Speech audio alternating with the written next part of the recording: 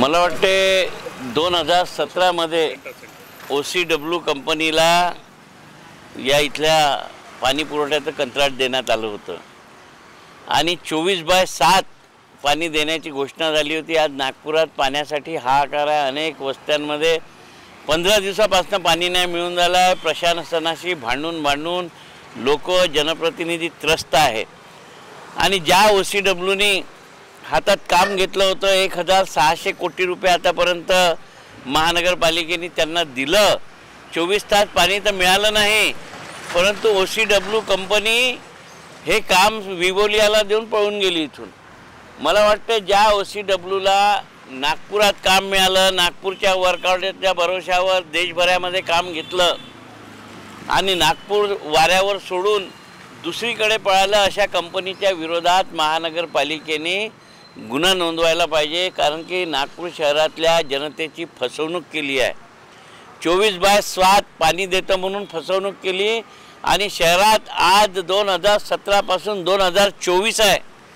पाण्यासाठी हाहाकार आहे, पाण्यासाठी त्रस्त नागरिक आहे। माझ्या मतदारसंघातले लोक पाण्यासाठी घुमत आहेत। मला वाटते की अशा पद्धतीनं एखादा जर कंत्राटदार या नागपूर शहरातील जनतेची फसवणूक करत असेल तर त्यांनी केलेल्या कामाची चौकशी व्हावी।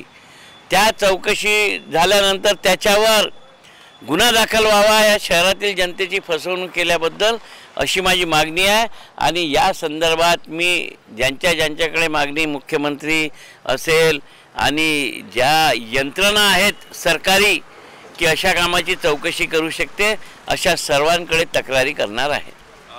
नाही, हा एक्झिट पोल आहे, एक्झॅक्ट पोल अजून यायचा आहे। तर मला वाटतं की आपण एक्झॅक्ट पोलची वाट 4 तारखेपर्यंत पाहावी, काय होते काय नाही। कारण की एक्झिट पोल देणारे हे 12 लाख जर मतदान झालं असेल तर त्या 12 लाख मतदारांच्या पोटात शिरलेले नाही आहे। मला वाटतं की जे मतदान झालं आणि मतदान होत असताना जे जमिनीवर लोक होते त्यांचा अंदाज आहे। तर मला वाटतं की आपण एक्झिट पोलवर न जाता एक्झॅक्ट पोलवर जाऊ आणि जे होईल ते समोर पाहू।